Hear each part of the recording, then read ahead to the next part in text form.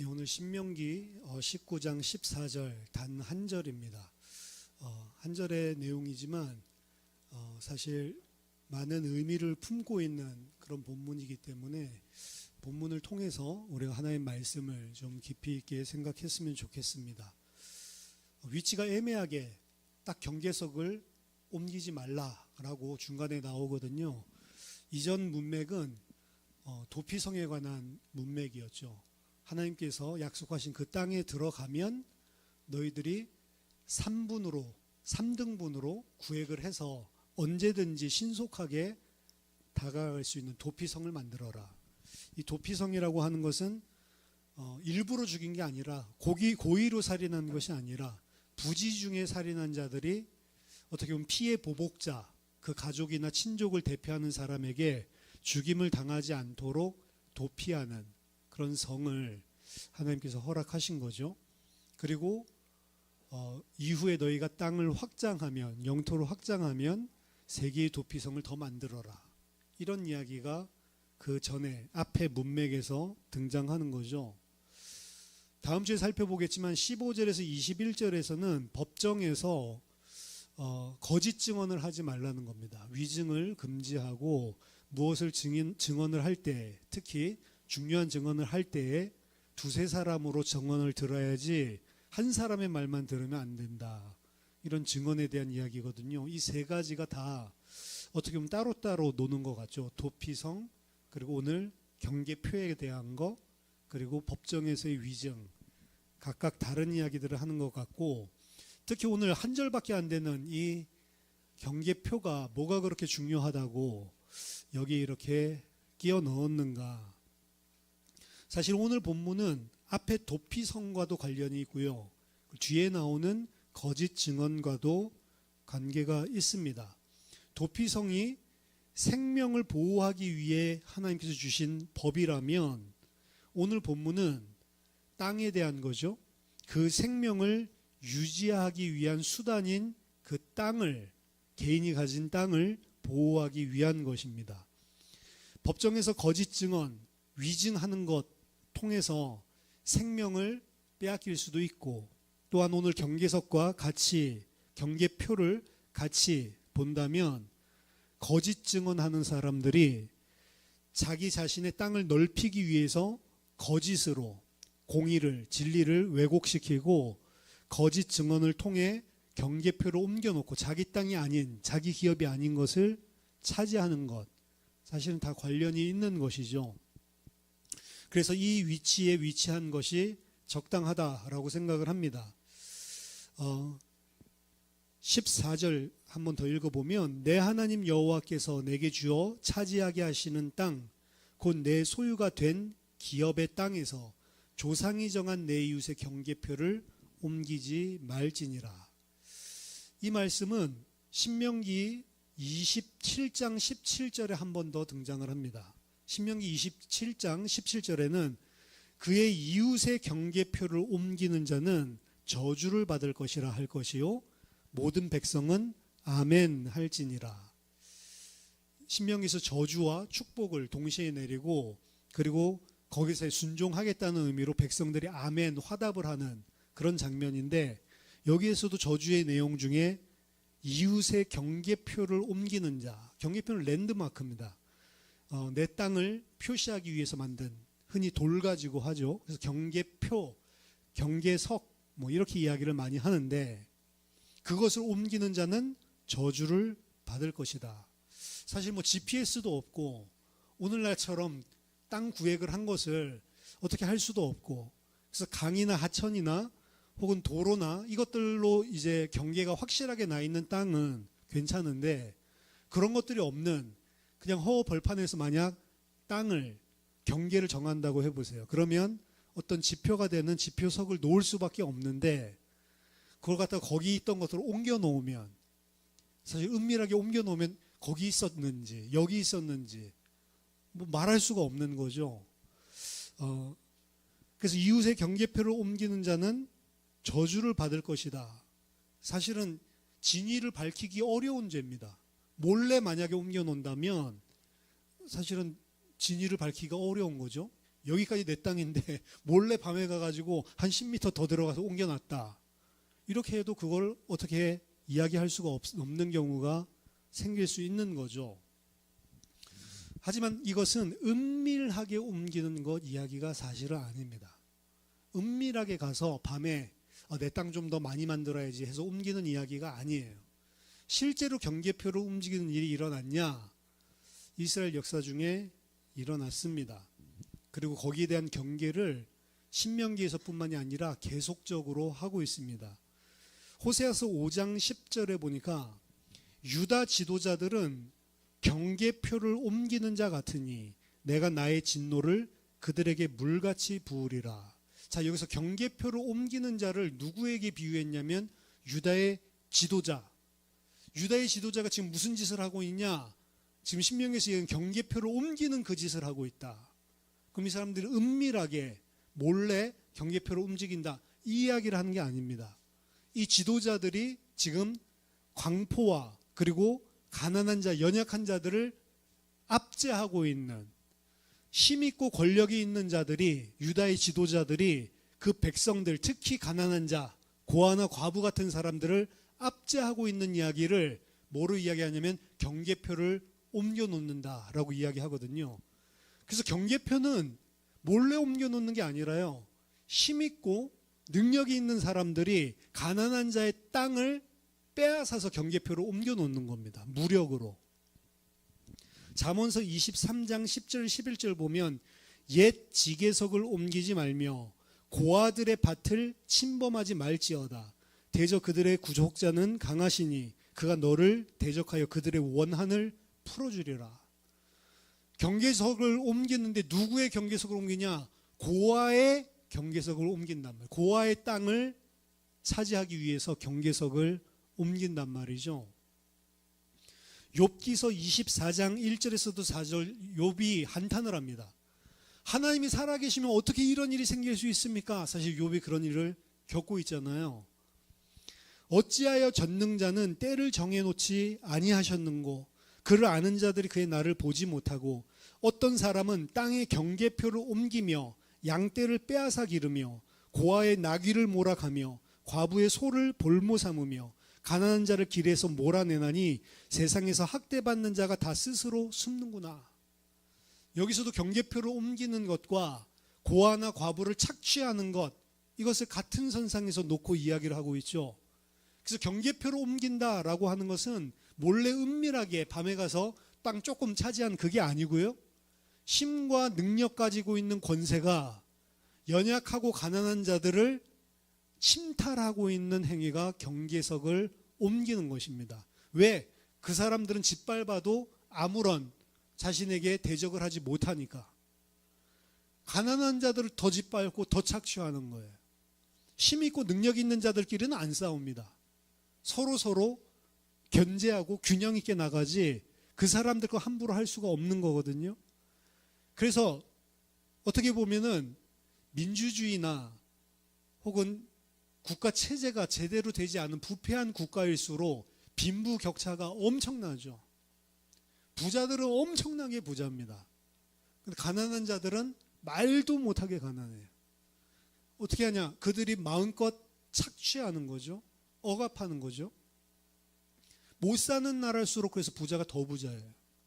한국의 부자 비교 안 될 정도로 훨씬 더 부자입니다. 근데 이러한 일이 세상에서는 당연히 일어나는데 하나님의 백성 이스라엘이 약속의 땅 안에 들어가서 그런 짓을 하면 저주를 받는다는 거죠. 절대로 그거 하지 말라라고 이야기를 하는 겁니다. 하나님께서 모세를 통해서 엄중하게 명령하셨음에도 불구하고 선지서를 보면 이스라엘 가운데 이러한 강한 자들의 강포는 지속적으로 있었던 것 같습니다. 미가서 2장 1절 2절 보면 그들이 침상에서 죄를 꾀하며 악을 꾸미고 날이 밝으면 그 손에 힘이 있으므로 그것을 행하는 자는 화 있을진저 밭들을 탐하여 빼앗고 집들을 탐하여 차지하니 그들이 남자와 그의 집의 사람과 그의 집과 사람과 그의 산업을 강탈하는도다. 이 사람들이 밤에 악한 꾀를 꾸며가지고 그 손에 힘이 있으므로 무슨 일을 하냐? 남의 밭을 빼앗고 그들의 산업을 침탈하였다. 이사야서 5장 7절에서 8절에서도 물은 만군의 여호와의 포도원은 이스라엘 족속이요 그가 기뻐하시는 나무는 유다 사람이라. 그들에게 정의를 바라셨더니 도리어 포악이요 그들에게 공의를 바라셨더니 도리어 부르짖음이었도다. 가옥에 가옥을 이으며 전토에 전토를 더하여 빈틈이 없도록 하고 이 땅 가운데서 홀로 거주하려는 자들은 화 있을진저. 이 사람들이 공의와 하나님의 정의를 저버리고 포악과 광포를 행하는데 그 결과가 뭐냐? 가옥에 가옥을 이으며, 집이 그러니까 막 수십 채가 있는 거죠. 그리고 전토에 전토를 더했는데 그 전토와 전토, 가옥과 가옥 사이에 빈틈이 없대요. 얼마나 많이 차지했으면. 이 땅 가운데서 마치 홀로 살려고 하는 사람들처럼 이 땅에서 홀로 거주하려는 자들, 그 사람들은 화 있을진저. 이런 배경에서 오늘 경계석 이야기를 하고 있는 것입니다. 하나님의 공의와 정의, 연약한 자들도 그들이 살 수 있도록 하나님께서 허락하신 기업을 빼앗아서는 안 된다는 거죠. 그래서 땅을 빼앗는 죄, 어떻게 보면 사회적인 정의와 공의, 그것이 지켜져야 된다라고 이야기를 하지만 이것보다 이 명령은 더 깊은 의미를 가지고 있어요. 영적인 의미를 가지고 있습니다. 그래서 여기서 보면 그 땅이 조상이 정한 내윳의 경계표라고 이야기했죠. 조상 때부터 정해져서 내려오는 땅입니다. 기업입니다. 이 땅의 경계는, 이 땅의 기업은 어떻게 정해졌는가? 민수기 26장 52절에서 56절 보면 여호와께서 모세에게 말씀하여 이르시되 이 명수대로 땅을 나누어 주어 기업을 함께하라. 민수기는 인구조사한 거잖아요. 두 번의 인구조사를 하는데 두 번째 인구조사를 하고 난 이후에 이 새로운 백성들이죠. 가나안 땅 들어갈 사람들이죠. 이 백성을 인구조사했으니까 그 명수대로 땅을 나누어 주어 기업을 삼게하라. 수가 많은 자에게는 기업을 많이 줄 것이요 수가 적은 자에게는 기업을 적게 줄 것이니 그들이 계수된 수대로 각기 기업을 주되 오직 그 땅을 제비 뽑아 나누어 그들의 조상 지파의 이름을 따라 얻게 할지니라. 그 다소를 막론하고 그들의 기업을 제비 뽑아 나눌지니라.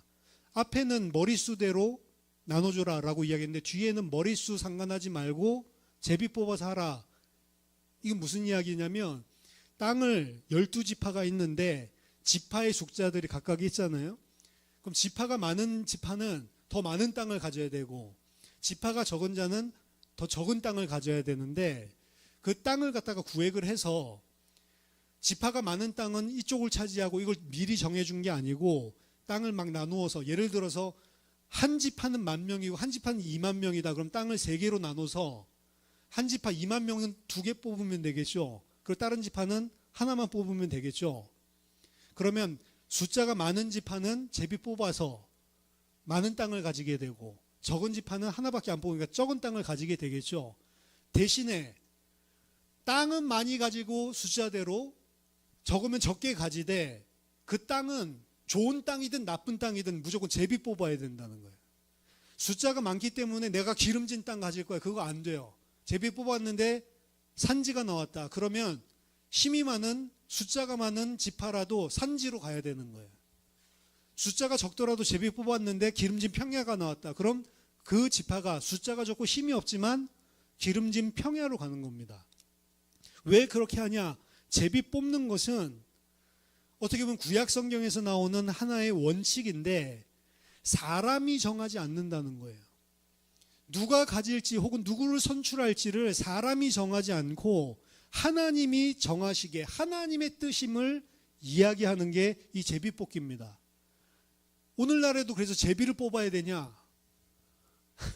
한국교회 총회에서도 이 금권 선거가 너무 많은 거예요. 그래서 총회장 하려면 15억 쓴 사람, 5억 쓴 사람 비교가 안 되는 15억 써야 된다. 이런 식으로. 그러니까 그 금권 선거를 방지하기 위해서 제비뽑기로 하는 교단도 있죠. 그 제비뽑기로 해서 이게 하나님의 뜻이다.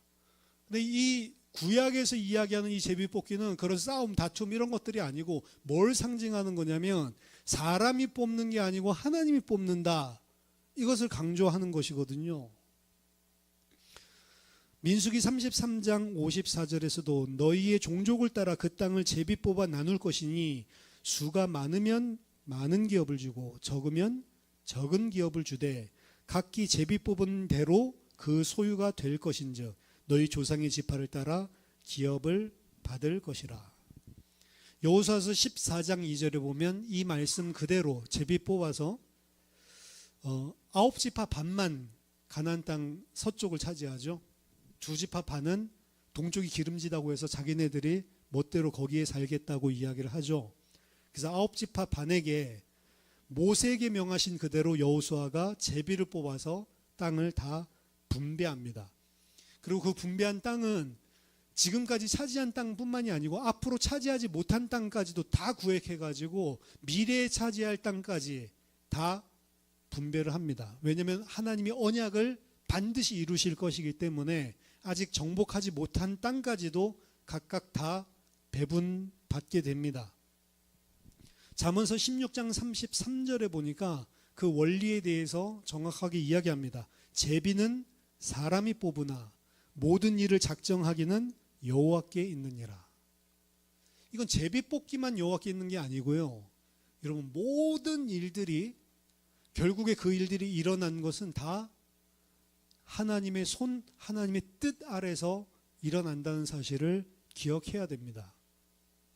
사람이 정한 것이 아닙니다. 특히 약속의 땅 안에서 차지할 기업은 사람이 차지한 것도 아니고 사람이 정복한 것도 아니고 가나안 정복 전쟁은 철저하게 그래서 하나님께 의지할 때만 승리했죠. 사람의 힘을 의지하고 싸울 때에는 더 약한 족속이랑 싸울 때도 판판이 졌단 말이죠. 여호와께서 정복하게 하시고 여호와께서 기업으로 주신 것입니다. 따라서 내가 강하다고 해서 여호와께서 주신 것을 빼앗을 수가 없는 것입니다. 여호와께서 주신 기업은 인간이 가지고 있는 탐욕으로 말미암아서 빼앗을 수 없는 것이고 만약 그렇게 한다면 그것은 그냥 사회적으로 약자를 짓눌렀다 이 정도가 아니고 하나님의 주권을 강탈한 거예요. 내 탐욕으로 말미암아 하나님의 주권을 무너뜨린 것입니다. 그래서 이 죄는 사회적인 심판뿐만이 아니고 저주를 받아야 된다라고 이야기를 하고 있는 겁니다. 이게 오늘 본문에서 이야기하고 있는 경계표에 대한 이야기입니다. 우리에게 주는 메시지를 세 가지를 알아볼 건데 먼저 첫 번째, 경계표로 옮기는 죄에 대해서 이야기하고 있지만 성경에서 이야기하고 있는 죄의 본질에 대해서 우리는 명확하게 알아야 됩니다. 성경에서 말하는 죄의 본질은 오늘 경계표, 이걸 갖다가 허물고 경계표를 침탈하는 이 이야기를 하지만 하나님이 정해놓으신 선을 넘는 게 죄라고 이야기합니다. 성경에서 이야기하는 죄의 본질은 하나님이 그어놓은 선이 있는데 그 선 넘는 행위, 그것이 죄다. 그래서 성경에서 이야기하는 인간의 최초의 범죄가 아담이 선 넘는 짓을 한 거예요. 선악과를 먹지 말라라고 하나님이 선 그어놨는데 그 선을 넘어가는 거죠. 그리고 이 죄는 아담이라고 하는 인물, 아담이라는 이름을 가진 인물의 이야기가 아니고 아담이라는 뜻이 man, 인간이라는 뜻입니다. 인간의 죄가 무엇인지를 보여주고 있는 거예요. 그냥 아담 때문에 내가 죄인데 이 이야기가 아니고 아담같이 아담 속에서 우리도 똑같이 아담이 짓는 죄를 짓는단 말이에요. 근데 그 죄가 뭐냐? 창조주 하나님과 피조물 인간의 경계를 선 넘는 거예요. 인간이 범하는 죄의 본질은 하나님이 정하신 선, 그 중에서 가장 명확한 선이 뭐냐? 하나님은 창조주고 인간은 피조물이란 말이에요. 근데 그 선을 넘는 것, 인간이 하나님 위에 서려고 하는 것, 하나님이 뭔데 나한테 선악과 먹으라 말아야 내가 먹고 싶으면 먹는 거지. 그게 선 넘는 것입니다. 인간이 하나님의 자리에 앉으려고 하는 것이죠. 이게 본질적인 죄고 다른 모든 죄는 다 여기서 파생되는 것입니다. 그래서 성경 레위기 같은 데 보면 정한 짐승, 부정한 짐승 나오죠. 그러니까 그거 보고 오징어 먹으면 안 되는구나 뭐 이렇게 생각을 하는데, 거기 보면 오징어는 부정한 짐승이죠. 왜냐하면 비늘이 없고 지느러미도 없고, 그러니까 오징어 먹으면 안 돼, 기독교인. 이런 식으로 이야기하는 사람도 있습니다. 그걸 성경 말씀대로 산다라고 착각을 합니다. 근데 메리 더글라스가 그거 본 관점이 굉장히 유용한데, 메리 더글라스는 과연 정한 짐승과 부정한 짐승의 경계가 무엇이냐, 여기에 대해서 선 넘는 거라고 이야기를 했어요. 물속에 살아야 되는데 물속에 사는데 적합하지 않게 비늘을 안 가지고 있고 지느러미를 안 가지고 있는 거예요. 그럼 양서류 같은 것들도, 파충류 이런 것들도 마찬가지. 물속에 살다가 개구리 같은 거 물 밖에 나오죠. 이 경계를 막 왔다 갔다 하는 겁니다. 새는 두 날개를 가지고 땅을 두 다리로 밟아야 되는데, 곤충들 중에 여러 다리를 가지고 날개까지 가지고 있는 놈들, 이런 것들 다 부정하거든요. 땅에 살아야 되는데 땅에 안 살고 하늘을 넘보는 거죠. 박쥐 같은 것들, 날개 가지고 있는데 꼭 육식 짐승인 것 같죠? 그러니까 이런 것들이 전부 다 부정하다는 거예요. 땅에 사는 짐승으로서는 땅을 밟고 살아야 되기 때문에, 예를 들면 굽이 있는 발을 가지고 있어야 되고 또 뭐 대세김질을 해야 되고 뭐 이런 이야기를 하는데, 이게 없으면 부정하다라고 하는 것은 땅에 살아야 되는 존재가 땅에 사는데 적합한 것들을 가지고 있지 않고 애매하게 선 넘고 있는 것들, 그것들이 다 부정하다는 거예요. 그래서 이 부정함, 더러움은 무엇에, 자기가 있어야 될 자리에 있지 않는 것, 그게 부정하고 그게 죄라는 거죠. 그럼 인간으로 본다면 인간은 본질적으로 있어야 될 자리, 하나님의 형상으로 창조했고 하나님이 가지고 있는 모든 왕권을 대리해서 통치할 수 있는 왕권도 주셨고 하나님이 줄 수 있는 모든 것들을 다 주셨거든요.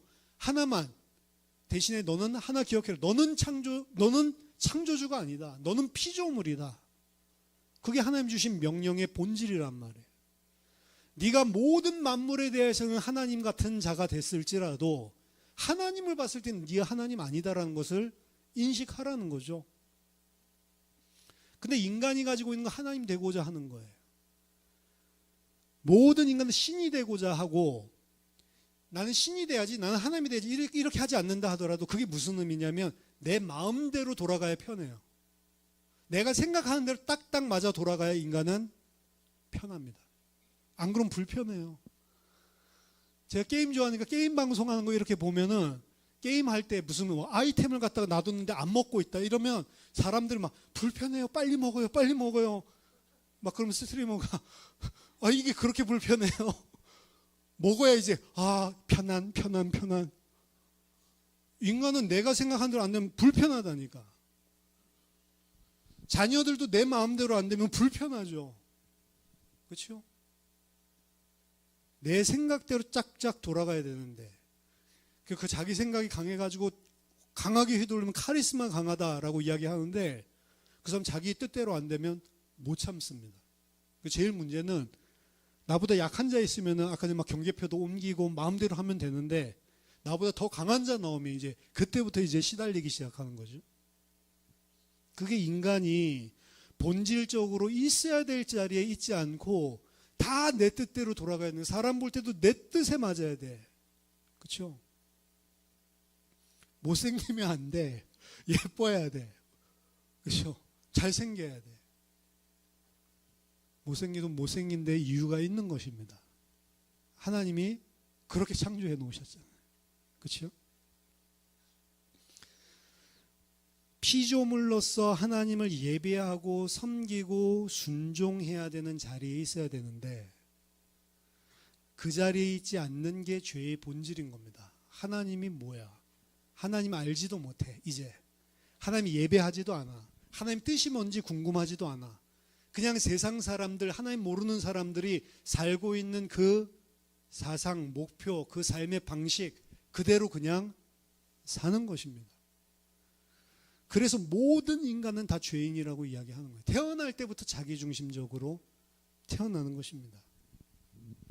경계표를 옮기는 것, 단순하게 내가 원하는 땅을 차지하고 착취하기 위한 것, 그것을 넘어서서 영적으로 본다면 하나님이 언약으로 주신 땅을 마음에 들지 않는 거예요. 내가 차지하기 위해서 경계표를 옮겨 넣는 겁니다. 누가 그렇게 하냐? 약한 자들은 그렇게 못해요. 힘센 자들, 권력 있는 자들, 하나님의 주권을 인정하지 않는 겁니다. 당신이 뭔데? 내가 더 많은 땅 차지할 수 있는 힘과 능력 가지고 있는데. 경계표를 옮겨버리는 거죠. 인간은 왜 불안한가? 왜 마음에 평안이 없는가? 내가 생각하는 대로 세상에 다 컨트롤이 안 될 때 평안하지 않는 거예요. 내가 하나님 자리에 서서 내가 하나님이 누려야 될 그 권세와 주권을 다 누리고 있으면 별로 안 불편할 건데, 사회적인 경제적인 상황들, 인간관계, 그리고 나의 미래, 내가 원하는 대로 손에 잡혀지면 불안할 필요도 없고 염려할 필요도 없는데, 손에 안 잡혀질 때 염려하고 불안하고 힘들고 짜증 폭발하는 거죠. 이 모든 것이 내가 주권자 하나님의 자리에 앉아야만 직성이 풀리는 인간의 본질적인 죄에서 발현된 것입니다. 모든 것이 다 하나님의 주권임을 알고 모든 것이 다 하나님의 뜻대로 나에게 허락하셨다라는 사실을 알고 그 하나님께 의뢰하고 내가 피조물 자리에 내려왔을 때, 그때 인간은 세상에서 주는 가짜 평안 말고 진짜 평안함을 가지게 됩니다. 절대적인 평안. 무엇을 가졌기 때문에 내가 컨트롤할 수 있기 때문에 오는 평안이 아니고, 가지고 있지 않았는데도 평안하고 컨트롤하지 못하는 상황 속에서도 평안한 거. 이게 하나님 만난 사람, 하나님을 창조주로, 나를 피조물로 분명하게 내가 있어야 될 자리에 있는 사람, 그 사람에게 오는 평안입니다. 그래서 항상 기뻐하고 범사에 감사할 수 있는 것이죠. 빌립보서 4장 7절에서는 이것을 보고 모든 지각에 뛰어남, 지각이라고 하는 것은 언더스탠딩입니다. 모든 언더스탠딩, 모든 이해할 수 있는 것을 초월한, 뛰어나는 초월한, 트랜센딩, 모든 이해, 인간의 이해를 초월한 그리스도 예수 안에 있는 평강이 너희의 마음과 생각을 지킨다. 그래서 뭐라고 이야기하면 바울이, 나는 무엇을 주장할 것이 하나도 없다. 나는 풍부에 처할 줄도 알고 비천에 처할 줄도 알고 배부름에 처할 줄도 알고 배고픔에 처할 줄도 안다. 내게 능력 주시는 자 안에서 나는 그 어떤 것도 다 할 수 있다. 내가 자족하는 것을 그리스도 안에서 배웠다. 내게 주시는 것들, 좋은 것이든 나쁜 것이든 좋은 환경이든 아니든 흔들리지 않는 모든 사람의 이해를 초월한 그리스도의 평강이 언제요? 진짜 하나님을 창조주 주권자로 인정하고 내가 그 아래 피조물, 종의 자리로 내려올 때 인간은 가질 수 있게 된다. 그게 자기가 있어야 될 자리이기 때문에 그렇습니다. 죄가 뭐냐? 그냥 경계표만 옮기는 게 죄가 아니에요. 죄의 본질은 내가 하나님 되는 거예요. 내 뜻대로 컨트롤하려고 하는 거. 두 번째, 이렇게 됐을 때 그 사람은 사회적 강자라 하더라도 사회적 약자를 억압하거나 강탈하지 않게 되는 것입니다.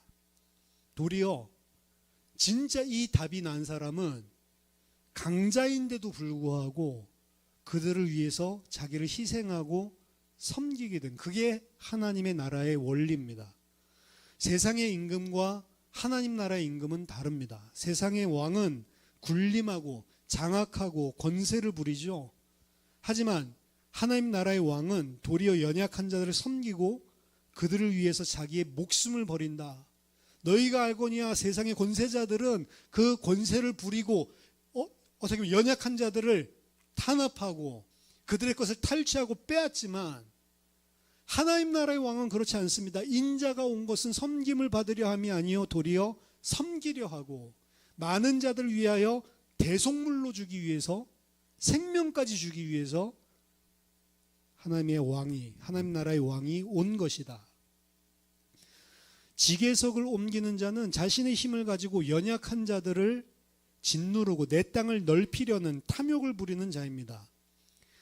하나님은 가나안 땅에서 각각에게 숫자에 맞게 영원한 기업을 이미 허락하셨습니다. 그게 제비뽑기죠.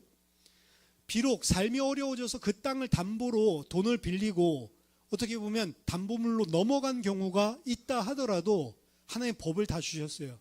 신년, 50년 그 신년이 되면 모든 자들은 다 그 땅을 원상복구시켜야 된다. 원래의 주인에게 원래의 기업을 돌려줘야 된다. 그래서 신년만 되면 아무리 가난하고 그 어떻게 했던 사람도 다시 갱생할 수 있는 기회가 생겼어요. 다시 자기 땅을 차지하게 한 겁니다. 모든 빚 다 탕감해 주는 거고 자신의 땅을 다 돌려받도록 신년을 만들어 놨단 말이죠. 근데 제가 말씀드렸지만 이 신년을 이스라엘이 지킵니까? 안 지킨다니까요. 지계석을 움직인다라고 하는 것은 자기 욕심으로 하나님이 정하신 영원한 기업을 강탈하는 것입니다. 그래서 이스라엘에게 있어서 그 부동산 넓히는 그런 것은 없어요. 이스라엘 백성은 가나안 땅에서 자기의 기업으로 받은 조상 때부터 하나님이 정해주신 그 땅만 가지는 거지, 땅을 갖다가 막 부동산 우리나라처럼 막 투기를 하는데 그렇게 할 수가 원래 없는 거예요. 법적으로 하나님이 주신 법입니다. 그냥 자기가 준 땅 그 안에서만 그 땅을 소유하는 거죠. 성경을 읽을 때도 그래서 그 하나님이 주신 법과 율례를 통해서 봐야 되는데, 전 세계에 히트쳤던 야베스의 기도, 그렇죠? 역대상 4장 10절 보면 주께서 내게 복을 주시려거든 나의 지역을 넓혀주시고, 이 지역에는 지경이라고 했어요. 나의 지경을 넓혀주시고 주의 손으로 나를 도우사 나로 혼란을 벗어나 내게 근심이 없게 하옵소서 하였더니 하나님이 그가 구하는 것을 허락하셨더라. 아, 땅 달라고 하니까 땅 줬구나. 이래가지고 이 땅의 육신적인 것도 하나님이 주시고 싶은데 기도를 안 해서 안 줬구나. 그게 그 야베스의 기도 책의 주제예요. 그러니까 뭐 하라는 거예요? 돈이 필요하면 돈 달라고 기도해라. 건강 필요하면 건강 달라고 기도해라. 땅 필요하면 땅 달라고 기도해라. 기도 한 번도 안 했지. 안 하니까 못 받는 거야. 자기가 환상을 보니까 천국에 갔더니 자기 이름 앞으로 만들어진 선물 꾸러미가 있는데 열어보니까 그 안에 막 다 있다는 거죠. 나 돈 있고 싶으면 돈도 있고 막 다 있다는 거죠. 아, 내가 기도를 안 해서 못 받았구나. 그래가지고 이제 기도를 하니까 하나님이 그거 주더라 이 말이죠. 이 기복신앙입니다. 이게 번영신학이에요. 근데 그게 우리나라 기독교 안에서도 얼마나 히트쳤습니까? 그 책 번역해서 팔은 출판사는 그거 가지고 빌딩 샀다는데, 그 책 하나 가지고 너무 많이 팔려가지고. 얼마나 좋은 이야기예요. 내가 기도하면 하나님이 주셨더라. 근데 이 야베스가 한 기도는 땅을 더 넓혀달라는 게 아니에요. 땅은 정해진 거라니까. 야베스는 정복 기간에 살고 있었던 사람입니다. 유다 지파인데 아직 유다 지파에게 주신, 그 지파에게 허락한 땅을 다 정복 못했을 때예요. 아까 얘기했죠. 미래에 정복할 땅까지도 다 분배해 줬다고. 이건 내 땅이 요만큼인데 내 땅을 지계석으로 옮겨서 넓혀달라는 기도가 아니라니까요. 약속하신 우리 이스라엘에게 주셨던 그 땅을, 가나안 땅을 온전하게 다 차지할 수 있어요. 정복전쟁은 400년 넘게 된다니까요. 그럼 야베스 한 기도를 하나님이 다 응답해 줬다라고 하는데, 야베스 살았을 동안에 응답 안 됐어요. 다윗 때 가서야 응답된다고. 그러니까 그 기도, 응답 이걸 갖다가 붙여놓으니까, 야, 기도하면 우리가 살았을 동안에 뭐를 받는 것처럼, 그건 하나님의 뜻에 달린 거지, 기도는 내가 원하는 거 이야기해서 받아내는 게 아니란 말이에요. 성경을 보고 신앙을 이야기할 때에도 전부 다 세상적으로, 육신적으로 이해를 하는 거죠. 진짜 하나님 나라의 왕, 하나님 나라의 힘 있는 자, 강자는 자기 자신을 버리고 오히려 연약한 자들을 위해서 섬기는 자가 왕입니다. 그래서 하나님 나라의 백성들을 왕 같은 제사장이라고 이야기하는데, 우리가 다 왕적인 신분을 가졌다라고 하는데, 그것은 군림하는 왕이 아니고 희생하고 섬기는 왕들이라는 이야기입니다. 마지막 세 번째, 오늘날에는 경계석이 있습니까? 우리에게 준 땅이 있어요? 없죠? 하지만 영적인 경계석들이 있습니다. 그게 뭐냐? 눈에 보이는 돌을 우리는 가지고 있지도 않고 옮기지도 않지만 눈에 보이지 않는 경계석들을 주셨어요. 그게 뭐냐? 말씀입니다. 그런데 그 말씀, 진리, 시대에 따라서, 시대의 조류를 따라서 말씀과 진리를 타협하고 그 경계석을 옮긴단 말이에요. 영적인 지표석을 옮긴단 말이죠. 세상과 같은 방식으로 하나님의 진리도 왜곡시키는 거죠. 우리도 하나님의 말씀을 왜곡할 수가 있습니다. 그게 영적인 지계석을 옮기는 거예요. 세상과 구별돼야 할 그리스도인이 세상의 가치관과 타협해서 섞여서 사는 것, 이게 전부 다 지표석을 옮기는 겁니다. 하나님이 주신 거룩한 기업을 포기하는 것과 마찬가지예요. 하나님의 백성은 말씀에 있어서 타협이 있어서는 안 되고 진리에 있어서는 타협이 있으면 안 된다. 우리가 연약하기 때문에, 아직 믿음이 없기 때문에 타협된 부분이 있으면 그걸 회개하고 바르게 하나님이 원하시는 거룩함으로 나아가기 위해서 애를 써야지, 그걸 갖다가 타협해버리고.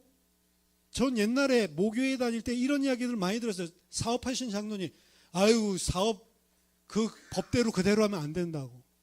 그럼 다 망한다고. 장로님이 목사님한테 막 훈계하더라고요. 목사님 세상 모르니까 뭐 세금 다 내라고 그러는데, 그렇게 하면 우리나라에서 기업 못해요. 돈도 잘 못 벌면서.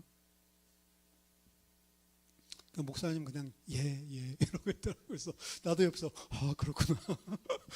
세금은 떼먹어야 되는구나. 가나안 정복할 때 보면 이런 단지파가 있습니다. 단지파. 근데 이 단지파는 예루살렘과 그 유다 서쪽의 땅을 분배를 받았는데, 제비뽑기에서 할당 받았는데, 그 땅은 해안가입니다. 해안가. 해안가면 블레셋, 여러분들 잘 떠오르시죠? 블레셋은 끝까지 다윗 때까지도 괴롭혔던 사람들이잖아요. 단지파가 원래 차지해야 되는 땅이에요. 근데 블레셋 너무 세거든. 해안가 너무 이방 민족들이 세거든. 그러니까 어떻게 합니까? 튑니다. 단지파. 이게 어떻게 보면은 하나님이 정하신 경계석을 옮긴 거예요. 왜냐하면 자기가 차지해야 될 땅이 너무 강한 민족 살고 있고 싸우기 어렵다 보니까 산에 있었고, 그 해안가에 살던 이민족들은 힘을 얻어가지고, 그래 여기 우리 버티면 되는구나 싶어가지고 버텼다고. 그러니까 결국에 단지파는 어떻게 하냐면 그 자기에게 주신 땅을 떠납니다. 사사기 1장 34절 보면 아모리 족속이 단 족속을 산지로 몰아넣고 골짜기에 내려오기를 허용하지 않았다. 아모리 족속 너무 강하네.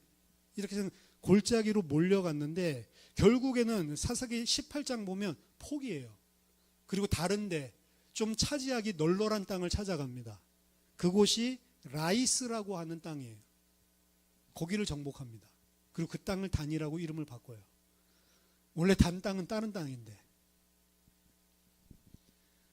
이것은 하나님이 주신 기업을 버리고 스스로의 탐욕을 따라서 새로운 경계를 만든 것입니다. 그 과정 보면 진짜 기가 막혀요.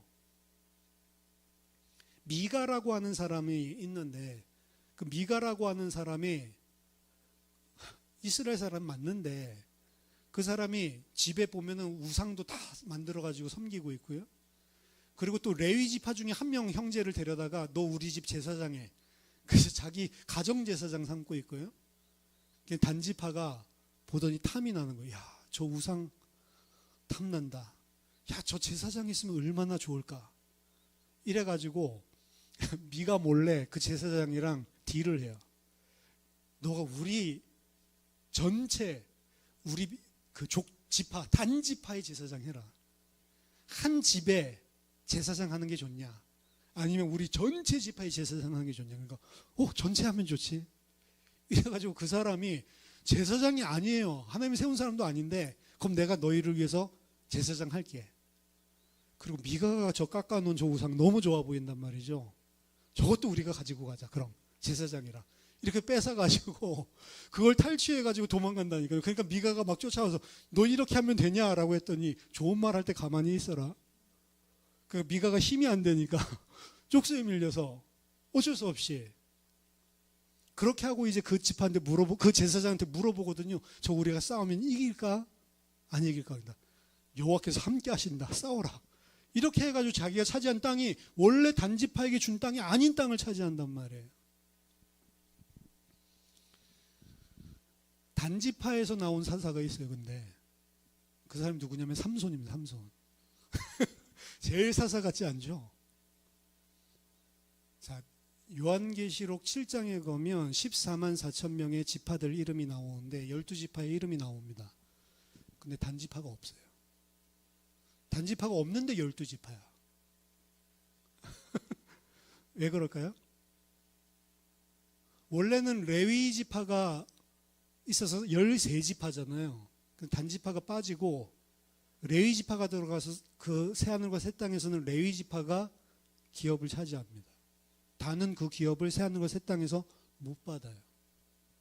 근데 이 단지파가 사라졌다라고 하는 것도 어떻게 성경을 푸냐면, 이거는 우리 단군이다.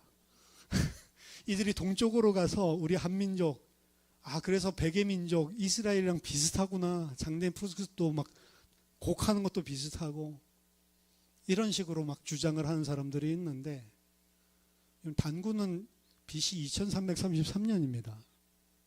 그렇죠. 단지파는 15세기 이때에 가나안 출애굽해가지고 가나안 들어간다고. 근데 뭐 거기에 와서 단군을 만들어. 연대기로도 안 맞고. 단지파는 말하자면 하나님의 기업을 스스로 포기한 자들이에요.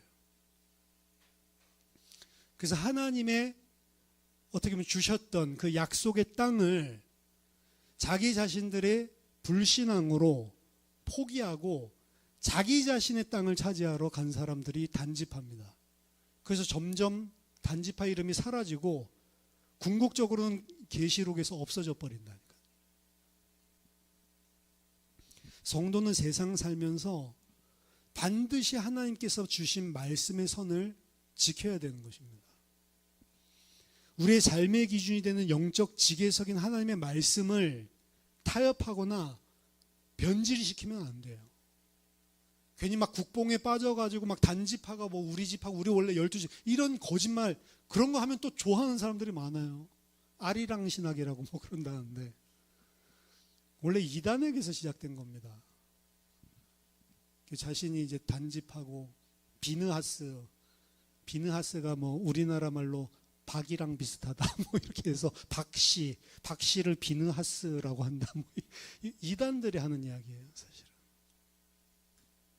성도는 세상에 살면서 세상과 구별된 하나님의 백성으로 세상의 힘과 권세를 가질수록 더욱더 살리고 섬기는 종으로, 세상과 거꾸로 된 가치관이죠. 그 어떠한 불이익을 본다 하더라도 믿음을 가지고 영적 지계석인 하나님의 말씀을 타협하거나 변질시키지 않고 그 말씀에 순종해서 살아가는 자, 창조주 하나님을 알고 피조물로서 살아가는 자, 하나님이 주신 은혜를 알고 하나님께 주시는 모든 것들을 다 기쁨과 감사로 받으면서 순종하면서 살아가는 사람, 그 사람이 이 땅의 성도입니다. 그들을 위해서 하나님께서 영원한 새하늘과 새 땅의 기업을 준비해 놓으셨다. 저와 여러분들이 하나님이 약속하신 새하늘과 새 땅의 복을 온전히 누리는 믿음의 사람들, 말씀의 사람들 다 되시기를 예수 그리스도 이름으로 축원합니다. 같이 기도하겠습니다. 살아계신 하나님 아버지 은혜를 감사드립니다. 우리에게 주신 말씀, 영적인 지게표를 하나님 분명히 붙들게 하시고 타협하지 아니하고 말씀의 진리를 따라 살아가는 주의 백성 되게 하여 주시옵소서. 이 땅 살아가는 동안 항상 창조주 하나님, 그리고 나는 그분의 종 피조물임을 인식하고 그 하나님을 예배하며 그 하나님의 말씀에 순종하며 살아가는 성도들 되게 하여 주시옵소서.